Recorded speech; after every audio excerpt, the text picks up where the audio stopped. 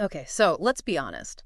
The economy, he feels like a roller coaster these days, Yeah. and all this tariff talk. It's not exactly helping the anxiety levels, right? Right. So if you're like me and you're kind of wondering how to protect your investments amidst all this chaos, then well, this deep dive is for you.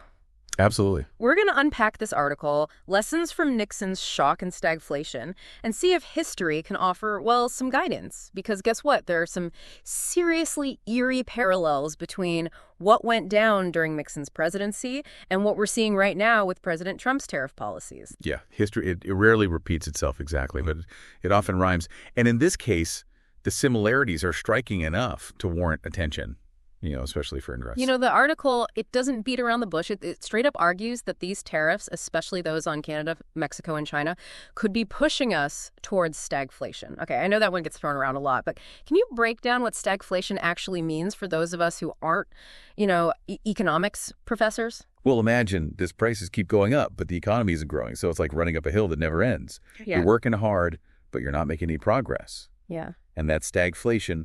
In a nutshell, rising prices with stagnant growth. And unfortunately, it's not just a theoretical concept. Right. We saw it happen in the 1970s, and some economists believe we're seeing warning signs of it today. Okay, so not exactly the economic sunshine and rainbows we were hoping for, but this article, it doesn't just drop a stagflation bomb and leave us to panic, right? Go. It actually points to some specific investment strategies that helped people navigate the choppy waters of the Nixon era and suggests that they might be relevant today.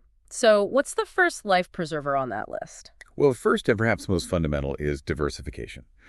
Don't put all your eggs in one basket, as the saying goes. Right. In a stagflationary environment, having a mix of assets, stocks, bonds, commodities, real estate can act as a buffer against losses in any one area. Makes sense. So not exactly a revolutionary concept, but a good reminder to spread the risk. But this is where it gets interesting to me. The article specifically calls out commodities as potentially big winners during periods of inflation. They even mention gold as a hedge against currency volatility. Why is that? Is it really as simple as just buying gold bars and hiding them under the mattress? Hold on, let's not go building a bunker just yet. Okay. While gold has historically been a safe haven during uncertain times, it's important to understand why. Okay. See, during inflation, the value of your paper money decreases. Right. But commodities, things like gold, oil, agricultural products, they represent tangible assets. Yeah. Their inherent value tends to hold up better and even increase when the value of the dollar declines. Okay. In the 1970s, for instance, gold prices went through the roof. Wow. Okay, so that's the logic behind gold. But what about other commodities? What's so special about them during inflation? Well, think about it. When inflation drives up the cost of everything, the prices of raw materials naturally go up too. Right. That means those who own those commodities, from oil to wheat sand, to benefit. Okay. They're essentially holding assets that are becoming more valuable in real terms. Interesting. So it's not just about gold. It's about understanding the dynamics of supply and demand in a stagflationary environment. And in this context, certain commodities could play a crucial role in balancing a portfolio. Got it. What else did investors in the 1970s turn to? Another strategy was to shift from long-term bonds to short-term bonds. You see, when inflation is high, central banks often raise interest rates to try and cool things down. Right. But here's the catch. Rising interest rates can negatively impact the value of existing long-term bonds. Those bonds are locked in at a lower rate, making them less attractive to investors when newer bonds offer higher yields. Right. Short-term bonds, on the other hand, mature quicker. Makes sense. That means you can reinvest your money sooner, potentially at a higher interest rate.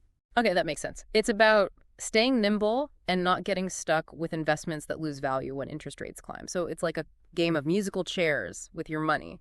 You want to be holding the chair that's least likely to disappear when the music stops. That's a good analogy. Short-term bonds become those more stable chairs in an environment where interest rates are likely to rise. So diversification commodities, short-term bonds. What other strategies did they use back then that we can learn from today? Well, another key move was focusing on what are called defensive stocks. Imagine a recession hits. People might cut back on luxury spending, but they'll still need to buy food, medicine, and other essentials, right? You mean like that time I swore I wouldn't buy another pair of shoes and then bam, a sale on boots happened essentials? Yes. Exactly. So these defensive stocks represent companies that provide those essential goods and services. Okay. They're like the bedrock of the economy. Got it. Think consumer staples, healthcare utilities. Even in a downturn, these companies tend to fare better because demand for their products remains relatively stable. So it's about finding companies that come rain or shine kind of stability, even when the economic weather gets rough. I like it. Are there any other investment strategies from the Nixon era that might be relevant today?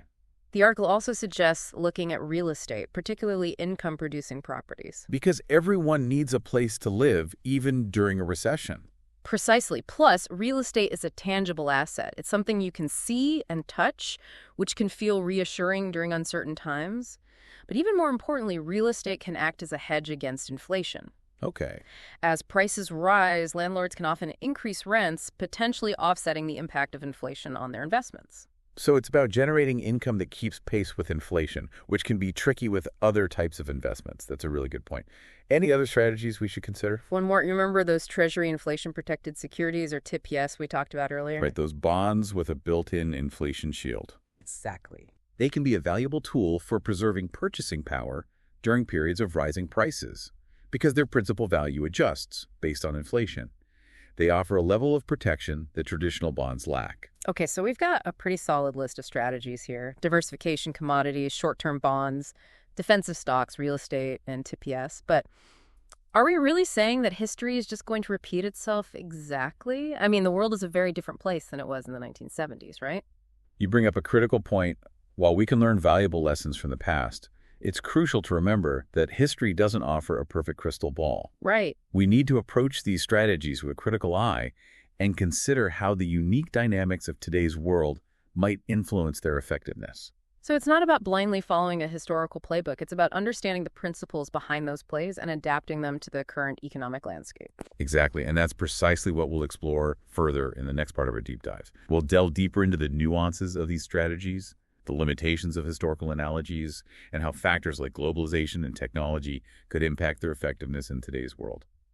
So to our listeners, stay tuned because we're about to take this deep dive to the next level. You know, as we delve deeper into these parallels between the Nixon era and today, it's remarkable how those same forces that fueled stagflation in the 1970s, disruption of international trade, currency instability, and supply-side shocks, they're bubbling up again. It's like we're watching a remake of an economic thriller, but with a modern twist. Yeah, I'm getting flashbacks to that scene in the article where they describe Nixon's decision to sever the dollars linked to gold. Like the whole global financial system went into freefall. Currency values were fluctuating wildly. Yeah. Countries were scrambling to adjust. It was pure economic chaos. Yeah, it's hard to overstate the impact of that decision. Yeah. The Bretton Woods Agreement, which had been the bedrock of the global financial system for decades, was suddenly gone. It's no coincidence that the 1970s saw some of the most dramatic currency fluctuations in modern history. And the article argues that we're seeing echoes of that instability today, right? With all the trade tensions and tariff wars, it feels like the global trading system is under immense pressure. Absolutely. Protectionist policies like tariffs can disrupt those intricate supply chains that have become so vital to the global economy. Mm-hmm. And when those supply chains get disrupted, it can lead to shortages, delays, and ultimately higher prices. Which brings us to those supply-side shocks that played a major role in the 1970s stagflation, particularly the oil crisis. I remember reading about those gas lines and skyrocketing energy prices. It must have felt like the world was running out of fuel. It was a stark reminder of how vulnerable we are to disruptions in essential commodities, particularly energy. The oil embargo imposed by OPEC nations in 1973 sent shockwaves to the global economy. Energy prices spiked, inflation soared, and it threw many countries into recession. So if we're seeing those same forces at play today, trade disruptions, currency volatility, and the potential for supply shocks, does that mean we're doomed to repeat the stagflationary nightmare of the 1970s? Is there any way to protect ourselves? Well, doom and gloom isn't exactly a productive investment strategy. But you're right to be concerned. The article offers a potential roadmap. So remember those strategies we discussed earlier, like diversifying into commodities, focusing on defensive stocks, and considering real estate. Right, those tactics that seemed to work for investors back then, but how relevant are they in today's world? I mean, technology has revolutionized the way we live, work, and invest. Globalization has created a level of interconnectedness that was unimaginable in the 1970s. Can those old school strategies really hold up in this new economic reality? That's the million-dollar question. And while there are no easy answers, I think it's worth exploring how these strategies might play out differently in the current environment. Let's start with commodities. The article makes a compelling case for gold as a hedge against inflation and currency volatility. And that logic still holds true today. But it's not just about physical gold bars anymore. There are now a multitude of ways to invest in gold, from exchange-traded funds or ETFs to mining company stocks. So more options for the modern investor, that makes sense. But what about other commodities? Are they still a good bet in a potential stagflation scenario? Well, that's where things get a bit more complex. The global commodity landscape has shifted dramatically in recent decades. New players have emerged, technologies have advanced, and the demand for certain commodities has changed. So simply replicating a 1970s commodities portfolio might not be the most effective strategy. It's about understanding the dynamics of each specific commodity market. So it's not just about buying a basket of commodities and calling it a day. It's about being selective and strategic. Exactly. And that requires research, due diligence, and a willingness to adapt as market conditions change. For instance, agricultural commodities, which did well during the 1970s oil crisis, might face different challenges today due to factors like climate change and biofuel production. On the other hand, commodities related to renewable energy or electric vehicle batteries might present new opportunities in the current environment. Okay, so commodity is a mixed bag, but definitely worth considering, especially with the current inflationary pressures. What about those defensive stocks we talked about earlier, those companies that provide essential goods and services? Are they still as defensive in today's rapidly evolving world? It's a valid question. While the logic behind defensive stocks still holds, people will always need food, healthcare, and basic utilities. The specific companies that fall into that category might look different today. For example, a traditional consumer staples giant might face new competition from online retailers or companies offering healthier, more sustainable alternatives. So it's not just about blindly buying any stock labeled defensive. It's about understanding the underlying business, its competitive landscape, and how it's adapting to the changing consumer preferences and technological disruptions. Exactly. For instance, a healthcare company heavily invested in cutting-edge research and development might be better positioned to weather future storms than one relying on outdated technology or business models. Makes sense. It's about digging deeper, not just relying on surface-level labels. So we've talked about commodities and defensive stocks. What about real estate? Is it still a viable option in today's environment?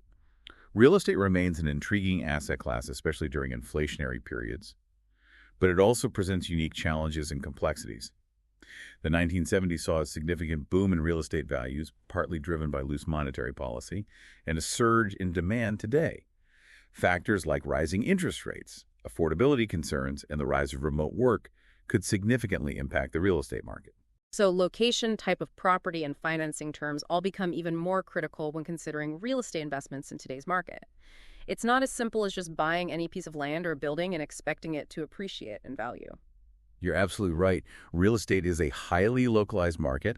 What works in one city or region might not work in another, and factors like demographics, local regulations, and even climate change can play a significant role in shaping real estate trends. Okay, so real estate, it's still a potential player in a stagflation scenario, but it requires careful consideration and a deep understanding of the specific market you're investing in. What about those TIPS, the Treasury Inflation-Protected Securities? Are they still relevant today?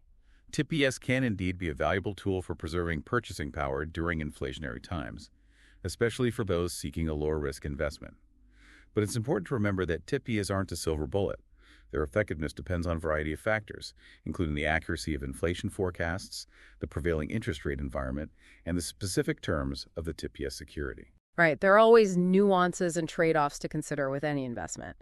So as we wrap up this part of our deep dive, it seems like the key takeaway is that those investment strategies that worked during the Nixon era might still be relevant today, but they require a deeper level of analysis and adaptation. Precisely. It's not about blindly following a historical playbook. It's about understanding the principles behind those plays, recognizing the unique complexities of our current economic reality, and adapting those strategies accordingly. And that's where critical thinking comes in. We can't just rely on historical analogies. We need to be asking tough questions, considering multiple perspectives, and being open to new information. Exactly. And that's exactly what we'll be exploring further in the next part of our deep dive. We'll delve into the importance of critical thinking when it comes to investing, especially in a world that's constantly changing and full of surprises. So to our listeners, stay with us as we continue this journey of exploration and discovery. We're about to get even deeper. As we've been going through these potential investment strategies, it's really struck me that we keep bumping up against this tension between the past and the present. Like, how much can we really learn from history when the world has changed so dramatically? Yeah, that's the inherent challenge with these historical analogies. Yeah. They can be incredibly insightful, but also deceptively simple. We can't just assume that what worked in the 1970s will automatically work today. It's like trying to use an old map to navigate a city that's been completely redesigned. Sure, some landmarks might remain, but there are going to be new roads, buildings, entire neighborhoods that weren't there before. Precisely. The economic landscape has undergone a profound transformation since the Nixon era. Globalization has woven these intricate webs of trade, and finance technology has revolutionized the way we communicate, consume, and do business. And those shifts, they've created new opportunities and risks that investors in the 1970s couldn't have even imagined. So it's not enough to just dust off those old investment playbooks. We need to approach them with a critical eye, questioning the assumptions and recognizing the limitations, right? Absolutely. Critical thinking is essential, especially in a world that's constantly changing and defying expectations. We need to be asking ourselves, how might globalization amplify or mitigate the impact of stagflation? What role might technology play in shaping consumer behavior and inflation? How will these strategies need to adapt to a world increasingly shaped by, artificial intelligence, automation, and the rise of digital currencies? Those are some seriously thought-provoking questions. It's like we're not just trying to predict the future of the economy, but the future of the future. In a way, yes, we're trying to anticipate how those forces shaping our world will interact and influence the effectiveness of these investment strategies. It's a complex and ever-evolving puzzle. Okay, so it's clear that we need to be thinking critically and adapting these strategies to the present. But how do we do that in a practical sense? I mean, I'm not an economist or a professional investor. I need actionable advice, not just abstract theories. That's a fair point. Here's a starting point. Instead of blindly following any single strategy, focus on building a portfolio that reflects your individual risk tolerance, financial goals, and understanding of the current economic landscape. Don't just chase the latest trends or hot investments.